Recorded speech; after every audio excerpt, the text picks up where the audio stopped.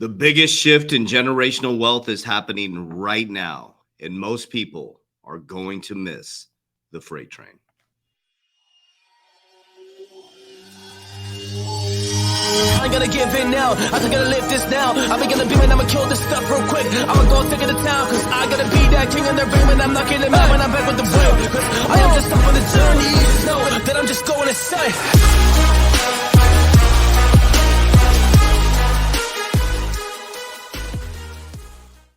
Warriors, rise. Grand rising, good evening, warriors all over the world.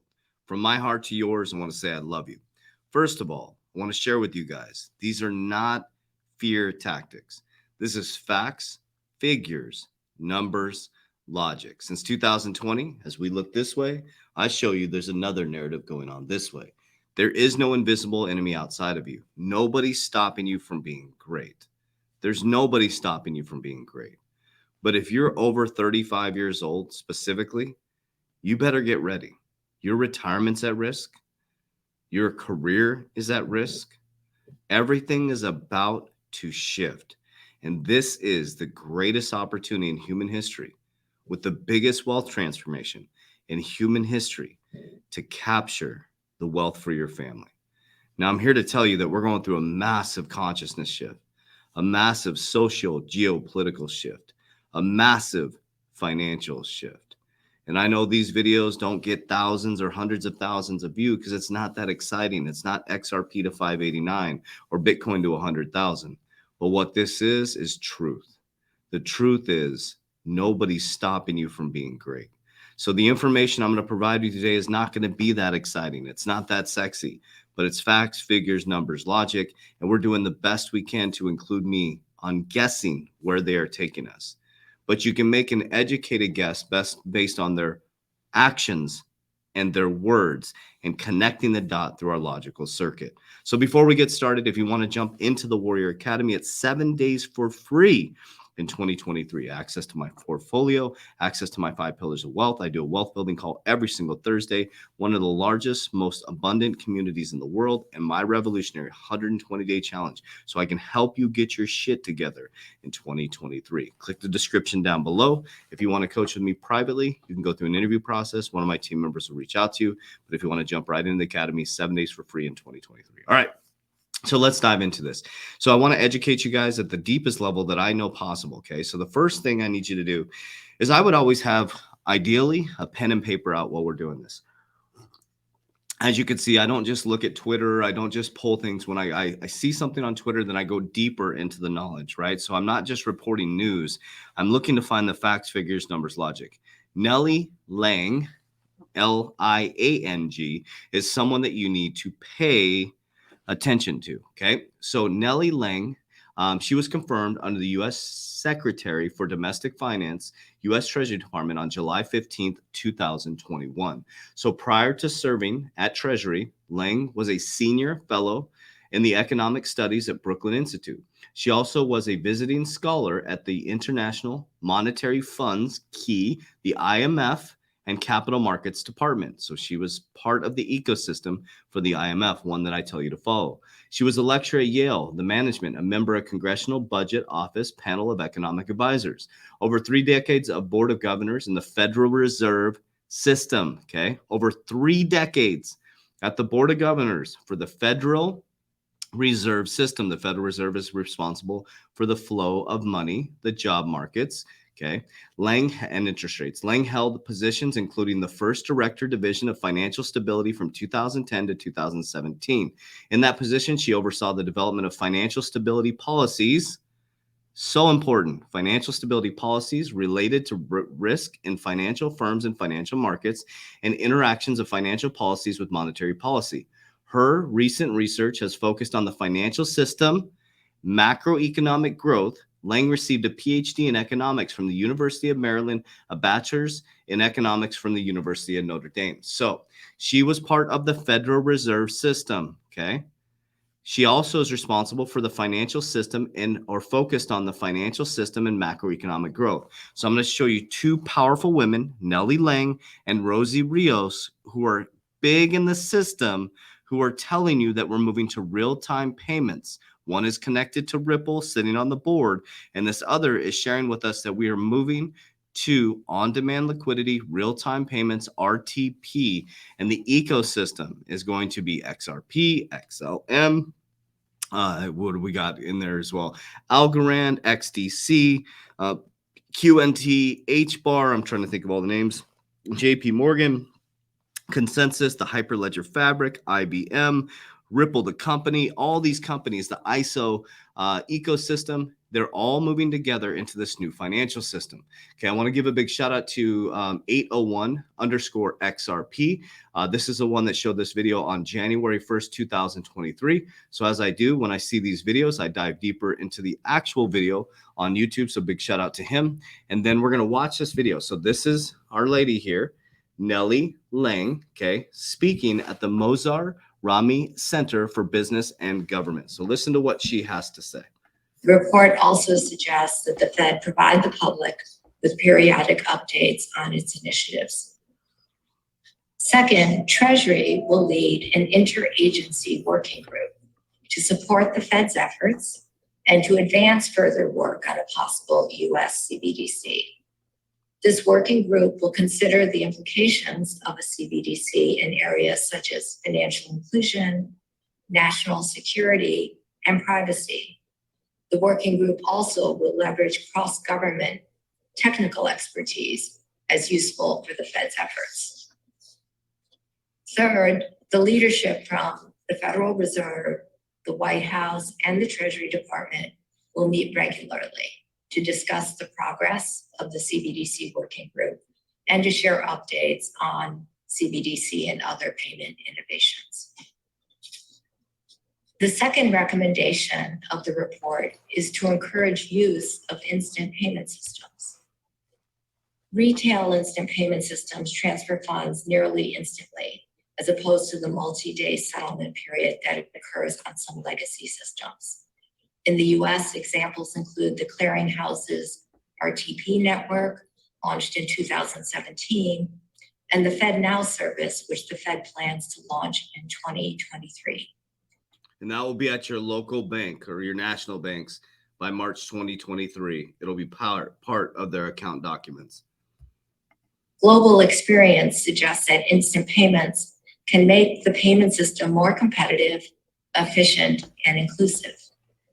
Yet the potential benefits could be limited by certain frictions, such as inertia, slow adjustments among consumers, businesses, and financial institutions to change their habits or procedures to incorporate new technologies.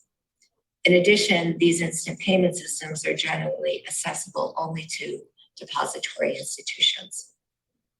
So to maximize the benefits from instant payments, the report suggests several efforts.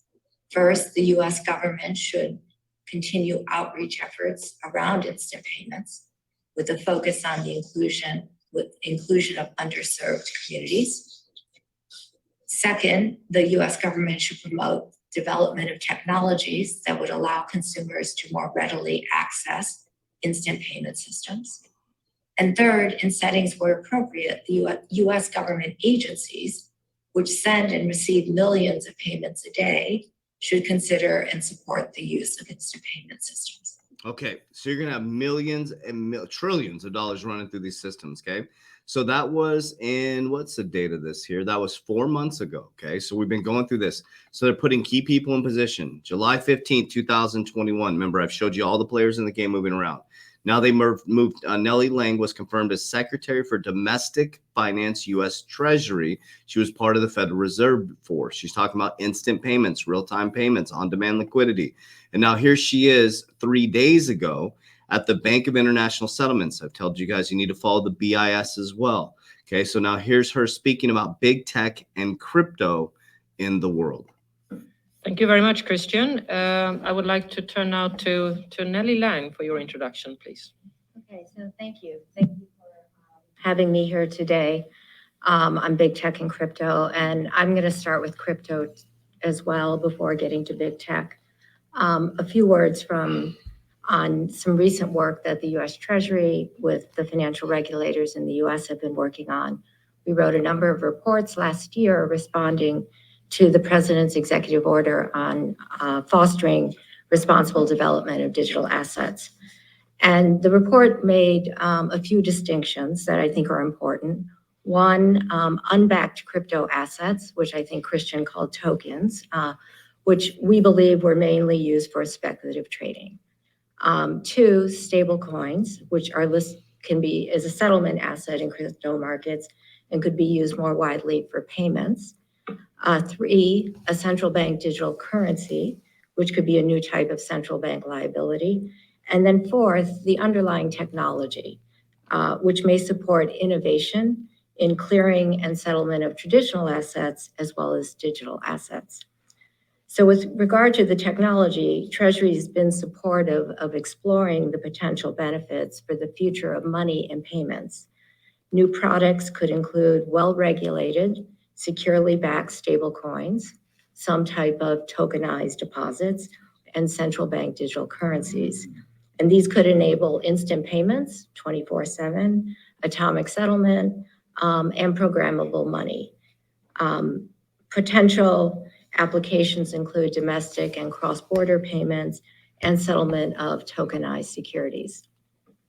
In contrast, the unbacked crypto products, the tokens, we found to be too speculative, too volatile to be used for payments. In the reports, we recommended that existing investor and consumer protection laws should be enforced rigorously to crack down on the fraud, abuses, and the conflicts, to protect consumers and to prevent financial stability risks from emerging. Okay, so it shows you exactly why Gary Gensler was put in place.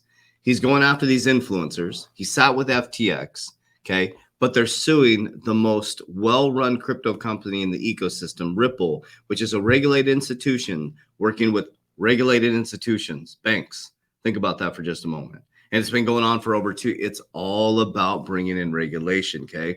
If you are not an XRP fan, that's fine, but you need to understand that this is the most important case. Whatever happens with XRP is going to happen with the crypto ecosystem. So this was the big tech finance implications for public policy. I've been watching all these videos on the BIS. You can watch day 1, day 2. It's very interesting to see where they're taking us. It went from cryptocurrency as a fraud to how are we going to use cryptocurrency within the ecosystem. The Department of Treasury is talking about it. The Federal Reserve is talking about it. The BIS is talking about it. The IMF is talking about it. The World Economic Forum is talking about it. Remember, Brad Garlinghouse and Circle were two of the biggest crypto companies left this year after the big collapse last year. There was a ton of crypto companies there last year, but Ripple and Circle's connected to BlackRock, okay? Ripple is connected to Bank of America. Brad Garlinghouse was sitting there with regulators. The only company that's being sued. That's really interesting, right? So let's dive into Rosie Rios. We know Rosie Rios sits on the board for Ripple. Rosie Rios was the 43rd Treasurer of the United States, most recently known for leading efforts to place a portrait of woman in front of the U.S. Secretary for the first time in a century. This is a very powerful woman in the because ecosystem. Rosie. Okay, so I just wanted, this lady did a great introduction for her, just so you know who she is. And then I'm going to end it with the video of Rosie Rios. So pay attention to Nelly Lang and Rosie Rios. Rosie Rios sat on the Treasury. Nelly Lang sat with the Federal Reserve, and she's on part of our U.S. Treasury. And they are telling you we are heading towards this new technology. Because Rosie is the U.S. Treasurer. She signs these things. We're going to talk about these two particular pieces of currency in detail later on. But first, I want you to notice that she signs these pieces of currency. Rosie, did you have to practice? Okay, I just wanted you to see that. So Rosie Rios is the person who signed your $100 bills, and she is quoted saying she is responsible for bringing in new currency. Okay, now this is Rosie Rios. She sits on generational wealth. She sits on the board of directors for, the board of directors for Ripple, the company. Come on, JV.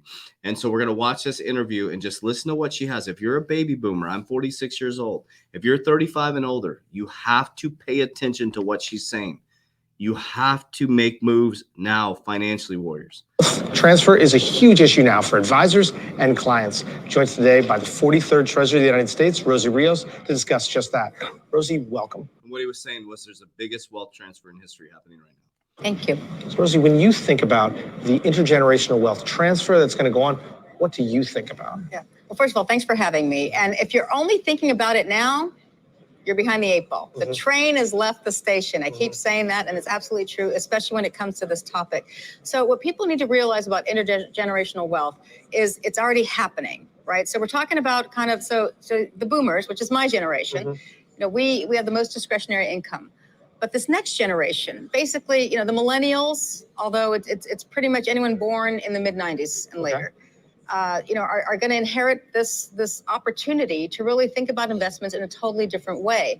So when you think about those generations, so technically, you know, the millennials or anyone born between 1980 and 1996. But again, look, my son's 26, my daughter's 21. I call them the Robin Hood investor, right?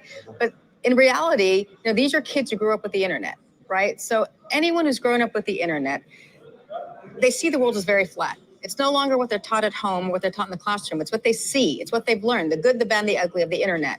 They're very tech savvy, they're very confident, but they don't have the experience that perhaps a lot of wealth managers, financial analysts, managers, et cetera, need to really understand how to think about their investments. So for me, you know, it was very important that I get into their heads. My daughter's 21, my son is 26. When I left the Obama administration in 2016, after serving both terms, I studied these kids, I call them kids, for 2 years at Harvard. And I really wanted to understand kind of the social, political, economic way that they think and how they behave. And for them, you know, it's kind of this one and done world, right? It's set it and forget it. Right. Technology means everything to them. They're very, very confident, they're very progressive, and they're very savvy. But again, they lack a lot of the world experience that my generation still has. So even here now in this economic downturn, this unprecedented economic downturn, this is where, in my opinion, the wealth management industry has a huge opportunity. It's no longer about taking them out to golf and buying them dinner. It's really kind of thinking about how to use technology and information in a totally different way. So if you're not already on their app, on their phone, and that's how they access information, if you're not already there, you know, you're behind. You're behind. So for people to really think about how to use technology, how to kind of think about kind of out of the box approaches to investments, and really it's not just about assessing value, it's creating value. And again, really being able to understand how these kind of exotic investments work, whether it is crypto, whether it is thinking about getting into, whether it's the metaverse, et cetera, these pre-IPO opportunities, and the time is now. The absolute time is now.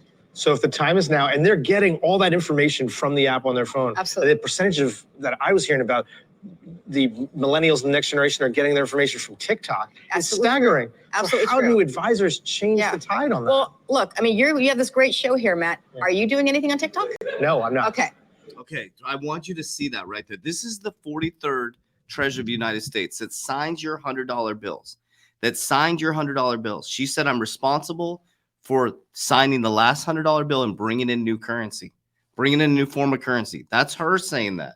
She studied young adults at Harvard. She's on the board of directors for Ripple. Ripple is being sued by the SEC as a disruptive technology. We need to wake up to this. They are telling us the exact blueprint. You gotta pay attention, warriors. You have to pay attention. You have to stop listening to FUD. You have to build a long-term fundamental portfolio and understand that we have to change. We have to evolve. We have a freight. Either way, you're going to be on the freight train. You're either going to get ran over by it and be consumed by it, or you're going to go on for the ride of your life. The fact is, everybody's going to have to get on that freight train. We're not going to stop this technology train from coming. You can resist it, but you're going to use it. I promise you. Just like my dad was resisting all the social stuff, and now he's got an iPhone and an iPad and all the stuff, all the technology. You're going to be using it, so you may as well invest in it. So I hope this message reaches you well. Everything in the description of this video down below. I love you guys. I appreciate you, as we always say. Warriors, rise. Get your shit together. Love you guys.